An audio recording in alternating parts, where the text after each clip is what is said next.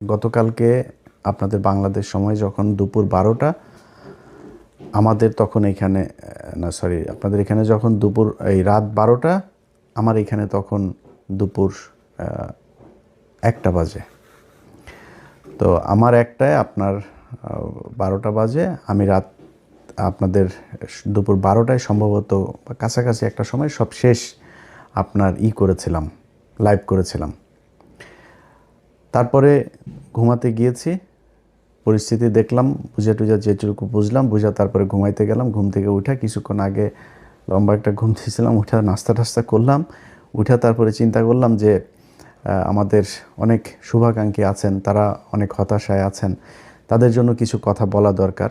সেই সাথে যারা অনেক খুশি, যারা অনেক ধরনের মজার ট্রল করছে, তারপরে মজাক নিচ্ছে আর কি, তো এরকম কিছু লোকজন আছে, তাদের ব্যাপারে কিছু কথা বলার জন্যই আসলে আসা। ধরেন আজকে একটা নির্বাচন হয়েছে, এটা কিন্তু 1973 সালে নির্বাচন না, বাংলাদেশের মানুষের চোখের সামনে একটা নির্বাচন হয়েছে। আপনারে মনে করার কোনো কারণ নাই যে আমরা এই দেশে ভেসে এসেছি, আমাদেরকে এই দেশের মানুষ চিনে না, আমরা এই দেশের মানুষ, আমরা কি বলতে চাই, কি বলেছে, কি বুঝাইতে চেয়েছে সেটা মানুষ বুঝে না, এটা মনে করার কোনো কারণ নেই। চোখের সামনে যা হওয়ার হয়েছে, যেটা হয়েছে, আজকে যেটা বলছি কালকে সেটাই বলবো, আগেও সেটাই বলেছি, ওই জায়গাতেই থাকবো। আপনার মনে করে লাভ নাই যে কালকে তারেক রহমানরে যারা গালাগালি দিয়েছে, লন্ডনে আছে, চেনে না, এখানে বসে আপনার এই বিরিয়ানির দোকান থেকে টাকা খায়া তারপরে তারা এখন যায়া এই ফেসবুকে পোস্ট মারে, নানান ধরনের মজা টজা করে। আরে বেটা, জামাত ইসলাম ফেল করেছে না পাশ করেছে, এটা দিয়ে আমার কোনো লাভও হবে না, আমার ব্যক্তিগত কোনো লসও হবে না। এই দেশের ক্ষতি হয়েছে। চোর, বাটপার, দুর্নীতিবাজ এরা যদি দেশ চালায়, সেই দেশ কোনো দিন ভালো চলবে না। অনেকেই বলেন যে ভাই আপনি সরাসরি কেন বিএনপির বিরুদ্ধে হঠাৎ করে গেলেন, আপনি তো বিএনপির লোকই ছিলেন। ভাই আমি আওয়ামী লীগের সময় আপনাদেরকে একটা জিনিস বলেছি, আমার কিন্তু ভাই দুর্নীতি নিয়ে কোনো সমস্যা না। এই যে বিএনপিতে দেখেন না, আপনারা লেখা দিলাম যারা অনেক মজা টজা করছেন না, অনেক খুব ভাবসাব নিচ্ছেন, এমপি হয়েছেন, এবারটা এমপি হওয়ার উদ্দেশ্যটা কী রে তোর? তুই চুরি করার জন্য, জাস্ট চুরি করার জন্য এমপি হয়েছিস, উপর শ্রেণীর এই চোর। তোর সন্তান একটা এমপি, চোখ বন্ধ করে বলে দিবেন বিএনপি কিংবা আওয়ামী লীগের, চোখ বন্ধ করে বলে দেবেন ও যদি এমপির ছেলে হয় ও চোর। ওর পেটের মধ্যে পাড়া মারলে চুরির টাকা বের হবে, চুরির ভাত বের হবে, খাবার বের হবে, ও যে গাড়ি চড়ে সেটা চুরির টাকার, এই বাংলাদেশের জনগণের চুরির টাকার ওর বাপ এত টাকা বেতন পায় না যে ছেলেরে অস্ট্রেলিয়া, ইউকে, ইউএসএ সেখানে নিয়ে পড়াশোনা করায়। সব এমপিদের ছেলেমেয়েরা বিদেশে পড়াশোনা করে, সবার, একজনও বাদ নাই। কিছু হইলেই তারা বিদেশে টাকা পয়সা কেমনে পাঠাবে, পোলাপাইনে কেমনে বিদেশ পাঠাবে, আর পাতলা পায়খানা, হাঁচি কাশি যাই হোক, তারা সিঙ্গাপুর, থাইল্যান্ডে গিয়ে ট্রিটমেন্ট নেবে। এটা কমন জিনিস। টাকাটা কোত্থেকে আসে? তোরা চোর, বাংলাদেশে এই চুরি করে তারপরে রাজনীতি করে, কিন্তু এটা নিয়ে কিছু বলতাম না, কারণ চুরি করে আপনি যদি নাকি এখন থামাইতে যান, এটা থামাইতে পারবেন না, বা এটা একদম ইস্টাবলিশ হয়ে গিয়েছে যে এরা চুরি করবেই, এটা এইভাবেই চলবে। কালকে একজনকে আমি বলছিলাম যে যে কোনো এক পুলিশ অফিসারের আপনার সাথে কথা হচ্ছিল, আমি তার বললাম যে ভাই, ওনার সাথে কথা বলার সময় ভাবি আবার পাশে থেকে বলছে যে ভাই কী অবস্থা, সেই মাঝে মধ্যে কথা টথা হয়। তা আমি ভাবি সালাম, এই ভাই তো ভোটটা দিবে না, দাঁড়িপাল্লায় আপনি কিন্তু দিবেন। তো উনি এই বলল, ওনার হাজব্যান্ড আমার আবার বলল যে কয় ভাই আমরা দাঁড়িপাল্লায় ভোট দিতে পারবো না, এটা আমাদের এই উপরের একটা হয়েছে, সিদ্ধান্ত হয়েছে যে আমরা এই দাঁড়িপাল্লায় ভোট দিব না, ধানের শীষ। আমি বললাম ভাই কেন এটা এত হলেন? কয় না ভাই, আমরা এটা যদি তার দাঁড়িপাল্লা যদি আসে তাইলে আমাদের সমস্যা হবে।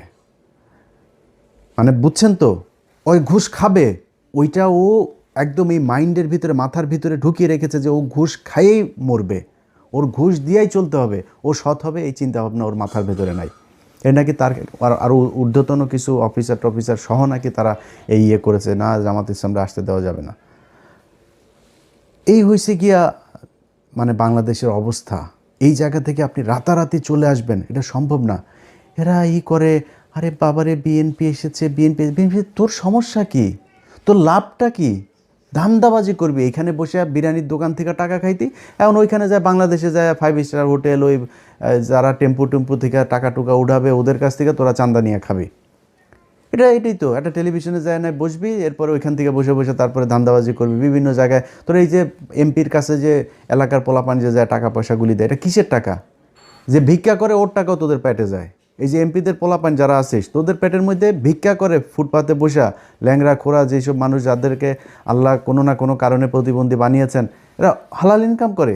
ভিক্ষা করা ভিক্ষা হালাল, কিন্তু খুব নিম্নমানের হালাল, কিন্তু হালাল, এটা হারাম না। সেই মানুষের টাকা তোদের পেটে আসে, কারণ ওই যে ভিক্ষা করে না ওরা কিন্তু চাঁদা দেয়, চাঁদা না দিয়ে কেউ বসতে পারে না, এই চাঁদার এই টাকাও তোদের পেটে। সো এমপিদের তোরা এই এমপি হয়েছিস, এই আবার ভোট চুরি করে এত খুশি হয়ে তারপরে এত ভাল লাগে কথা বলতে। আরে বাবারে বাবা, মনে হয় বিরাট একটা ব্যাপার, বা কি ভাই কি হইল, আরে বাবা বিশাল ব্যাপার। কি করবি? চুরি করবি? কোনো ভালো উদ্দেশ্য আছে? একজন এমপি বল আমার, বিএনপির একজন এমপি আছে যার কিনা উদ্দেশ্য আছে আসলে দেশের এই করা, দেশের সেটা মারা? এরা এই যে কথা বলে দেশের মানুষের জন্য কিছু, আল্লাহর পর শালারা, তুই মানুষের জন্য যদি কিছু করতে চাইতি তো সম্পত্তি কমে? কোনো এমপির সম্পত্তি কমে জীবনে কোনো দিন? ওই এমপি হইলে ওর যদি 5 কোটির মালিক হয়, পরের বছর এই হলফনামার মধ্যে যাই করে। এই হইল গিয়ে অবস্থা। এই হলফনামাটা নিয়েও এই ইউনূসের সরকার এই শয়তানি করেছে। আওয়ামী লীগের সময় হলফনামাগুলো অনলাইনে দেখা যাইত, কয়েকদিন আগে এই নির্বাচন কমিশন আসার পরে হলফনামাগুলো সব বন্ধ করে দিয়েছে। বন্ধ করেছে কেন জানেন? 2018 সালে এইবারের অনেক বিএনপির প্রার্থীদের হলফনামা ওইখানে ছিল। ওই সম্পত্তির হিসাব এই 1.5 বছরে তো মিলবে না। এই 1.5 বছরে তো এক একজন আঙুল ফুলে কলা গাছ হয়েছে, এগুলো তো মিলবে না। তো না মিললে কি হবে? না মিললে তাইলে দেখে ফেলবে, বুঝে ফেলবে, ইচ্ছা করে খুব উদ্দেশ্য প্রণোদিতভাবে সেই ইয়েটা ওইখান থেকে সরানো হয়েছে, হলফনামাটা। রেজাল্টটার আমি যখন কিনা 12টা পর্যন্ত আপনাদের করলাম, ঘুমাইলাম, তখন পর্যন্ত আপনাদেরকে আমি সবশেষ লাইভে বলেছিলাম যে প্রথমে চারিদিক থেকে দাঁড়িপাল্লা রেজাল্ট আসা শুরু করেছে। আমার 2 একজন ফোন করেছে মানে মজা করার জন্য, ভাই টিকিট করেন, দেশে আসতে হবে এই সেই। আমি বললাম ভাই দেখেন, এখনও বহুত খেলা বাকি আছে এখানে, এত ইজি না জিনিসটা। এখনও ন্যাশনাল ইন্টারন্যাশনাল ডিপ স্টেট, তারপরে হইলো গিয়া উত্তর পাড়াটারা যা আছে সব মিলে তারপরে বহুত হিসাব আছে। তখন নির্বাচন কমিশনের যে অ্যাপসটা আছে সেখানে দেখাইলো সব শেষ, ওরা দেখিয়েছে দাঁড়িপাল্লা 17 আর ধানের শীষ 12। প্রথমে কিন্তু 5টা না 6টা সব দাঁড়িপাল্লা, এরপরে সব শেষ এসে দাঁড়াইলো হইলো আপনার দাঁড়িপাল্লা হইলো এই 17 আর ওরা 12। হঠাৎ করে অ্যাপসটা বন্ধ হয়ে গেল, ওইখানে আর কোনো কিছু দেখায় না, কিচ্ছু দেখা যায় না। আমি আপনাদেরকে এখনও দেখাই, সেখানে আপনারা যদি যান, আপনারা নিশ্চয়ই অনেকেই এইখানে এই অ্যাপসটার ব্যাপারে আপনাদের জানা আছে। এই যে দেখেন রেজাল্ট শেষ হয়ে গিয়েছে, প্রধানমন্ত্রী বসা যাবে কিছুক্ষণের মধ্যে। সেই দেশে এখন পর্যন্ত নির্বাচন কমিশনের এই চোরের বাচ্চাদের সাথে আমার সমস্যাটা কেন হয়েছে সেটা এই দেশের মানুষ হারে হারে টের পাবে। এই চোরের বাচ্চারা আসার পর থেকে, শুরু থেকে এরা জাউরামি শুরু করেছে। ইন্টারন্যাশনাল জাউরা একটা নিয়ে বসাইছে ওইখানে, ন্যাশনাল জাউরাদের পাশাপাশি ইন্টারন্যাশনাল জাউরাও সেখানে বসেছে। সেই জাউরারা বসে তারপরে কি করলো, যারা ওদেরকে বসাইলো ওদের নাম দিল মব নাম দিয়া তারপরে করলো কি, ওদের দায় মুক্তি দিল। শুয়োরের বাচ্চা, দায় মুক্তি। শেখ হাসিনারে খেদাইছে, এটার দায় মুক্তি। এটা কি অপরাধ করছে যে ওর দায় মুক্তি দিব? হিটলারের দেশে দায় মুক্তি দেওয়া হয়েছিল, মুসলিনের দেশে দায় মুক্তি দেওয়া হয়েছিল, কয়েকদিন আগে সিরিয়াতে হয়েছে, দায় মুক্তি দেওয়া হয়েছে। জীবনে কোনোদিন কোনো বিপ্লবে দায় মুক্তি দেওয়া হয়? দায় মুক্তি দিলে কি হয় এটা বাংলাদেশেই উদাহরণ আছে। জিয়াউর রহমান ইনডেমনিটি দিয়ে গিয়েছিলেন, এই আপনার ইনডেমনিটিটা যদিও মুস্তাকের সময় দেওয়া হয়েছিল, সে এক্সটেন্ড করেছিল, সে ওটারে উজ্জ্ব করে নাই, কিন্তু ইনডেমনিটি দেওয়া হয়েছিল যে 15ই আগস্টে এটা নিয়ে কোনো বিচার করা যাবে নাই, সেই বিচার হয় নাই। আজকে যে দায় মুক্তি দেওয়া হয়েছে, এই দায় মুক্তি দিয়ে ইউনূস প্রমাণ করে গিয়েছে যে এরা অপরাধ করেছে, এই অপরাধের বিচার করা যাবে না। আমি অপরাধ করি না, আপনি দায় মুক্তি দিবেন কেন? যেদিন দায় মুক্তির কথা বলা হয়েছে, দায় মুক্তি অধ্যাদেশ যেদিন জারি করা হয়েছে, সেদিন এই যে যারা আছে আজকে বিপ্লবী, যারা জুলাই আন্দোলনের নেতৃত্ব দিয়েছিল, এদের ফাঁসির দড়ি রেডি করে গিয়েছে সেদিন থেকে। এরা এসে এখন সুশীল সাজে। একদম শুরুতেই মাহমুদুর রহমান যখন দেশে গেল, মাহমুদুর রহমান দেশে যাবে, তারা মাহমুদুর রহমানের 3-4 দিন জেলে থাকতে হইল। ওনারা আইন মেনে, তারপরে তুই কোন আইন দিয়ে আরে উপদেষ্টা হয়েছিলি আমারে বলতো, কোন আইন তোরে শেখ হাসিনারে দেশ থেকে বার করাইলি? শেখ হাসিনার সংবিধানে কোনো অসাংবিধানিক, কোনো অনির্বাচিত সরকারের কোনো অস্তিত্ব আছে? সেই সংবিধানের উপরে বসে তোরা চুপ করে রেখে দিছিস। তোরা আসিস এদের বিরুদ্ধে দায় মুক্তি অধ্যাদেশ দেশ। এই দায় মুক্তি দিয়া আমি আজকে আমার মানে আল্লাহ কতদিন বাঁচিয়ে রাখবে সেটা জানি না, সারা জীবন তো বেঁচে থাকবো না। আমার মৃত্যুর আগে হোক আর পরে হোক, আপনাদের একটা জিনিস বলে গেলাম, এই দায় মুক্তি দিয়া যারা এই হাসনাত, সার্জিস, নাহিদ, আসিফ, মাহফুজ, যারা যারা আছে না, এদের ফাঁসি একদিন এই দেশে হবে, হইতে পারে যদি এই দেশে আবার আওয়ামী লীগ ব্যাক করে। আর আওয়ামী লীগ যে ব্যাক করবে সেটা মোটামুটি গ্যারান্টি হয়ে গিয়েছে। আওয়ামী লীগ আপনি রাজনীতি এই দেশে করতে দিবেন, রাজনীতি করতে দেওয়ার পরে মনে করেন 10-15 বছর পরে আওয়ামী লীগ আসলো, আপনাদের এই বিচার করবে না? বিচার তো করার জন্য আপনি সুযোগ দিয়েছেন, আপনি বলেছেন আপনি অপরাধ করেছেন, সেটার দায় মুক্তি দেওয়া হয়েছে। দায় মুক্তি অধ্যাদেশটা বাতিল করে দিল, কি করবেন? 15ই আগস্টের ঘটনায় সব কটার ফাঁসি দেওয়া হয়েছে না?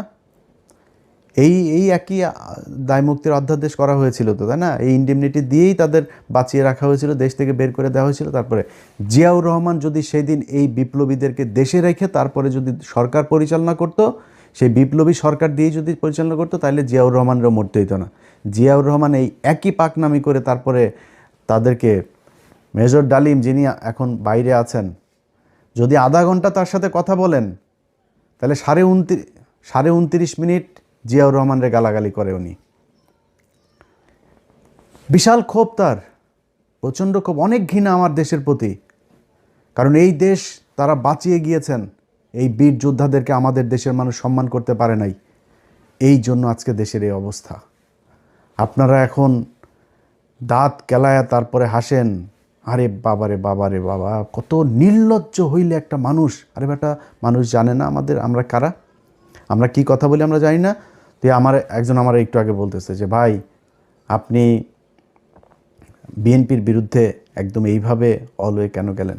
এবার বিএনপির বিরুদ্ধে যায় নাই, বিএনপি যে চাঁদাবাজি করে, চাঁদাবাজি করেই খাবে, এটা আমরা জানি।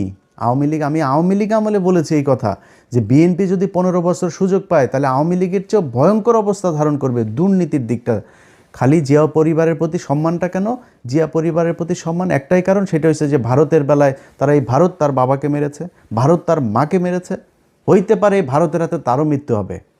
সো এই ভারত তার পরিবারের শত্রু।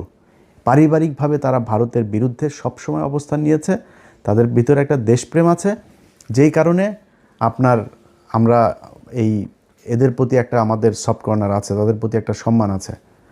কিন্তু এখন দুর্নীতির কথার কারণে তো আমরা তার কাছ থেকে এই বিএনপির বিরুদ্ধে এইভাবে দাঁড়াইনি। কেন দাঁড়িয়েছি? তিনি হঠাৎ করে এসে এখন বলছেন শেখ হাসিনার পরিবারের লোকজন চাইলে রাজনীতিতে ফিরবে। তারপরে হইলে আওয়ামী লীগ নাকি ওনাদের ভাই ভাই, নির্বাচিত হইলে সব মামলা তুলে নেবেন। আওয়ামী লীগের লোকজনের প্রতি কোনো ক্ষোভ নাই, তাদের কোনো কিছুই হবে না। তো সেটা যদি হয়, এখন হয়েছে, এখন সেটা হয়তো হবে। তো তাহলে তো এটা আমাদের সমস্যা। আমরা তো এই আওয়ামী লীগ আর ইন্ডিয়ার জন্যই তো আমরা এত কিছু করেছি। আমি যে আমার নিজের পরিবারের এই যে এতটা বছর নষ্ট করলাম, কেন? আওয়ামী লীগ আর ভারতের কারণে। আপনি সেই আওয়ামী লীগ তো মানে এটা সেপারেট কিছু না, Awami League itself India. So আপনি আওয়ামী লীগকে আনবেন আর ইন্ডিয়া আসবে না, বিষয়টা তো এরকম না।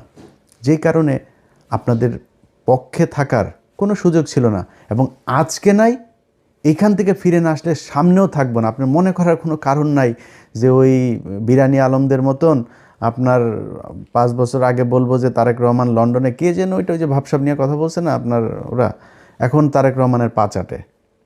এটা ইলিয়াসরে দেওয়া হবে না, এটা আপনারে দেওয়া হবে। এই ইলিয়াসের পেটের মধ্যে হারাম ঢোকানো বহুত কঠিন জিনিস। সো ওইটা আপনাদের দেওয়া হবে। আপনারা হাসি খুশি তারপরে এখন খুব মজায় থাকবেন, এটা আপনারা জন্ম নিয়েছেন অসৎ পয়সা, হারাম টাকা, মানুষের কুকুরের মতো লাথি উষ্টা খায় তারপরে তার পায়ে চাপা ধরে বসে থাকার জন্য। আমাদের এই জন্য জন্ম হয় না। আল্লাহ যেন ওই রাস্তায় জীবনে কোনোদিন না নেয়। জীবনের সবচাইতে খুব খারাপ পরিস্থিতির ভেতরে দাঁড়ায়ও নিজের আদর্শ যেটা ওইটা ধরে রাখবো। এইটা সারা জীবন করব, আজকে করছি পরেও করব। জামাত ইসলাম আজকে হেরে গিয়েছে না, হারানো হয়েছে তাদেরকে। এই জামাত ইসলামের খুব খারাপ ভয়ঙ্কর পরিস্থিতিতেও ছিলাম, সামনেও থাকবো। যত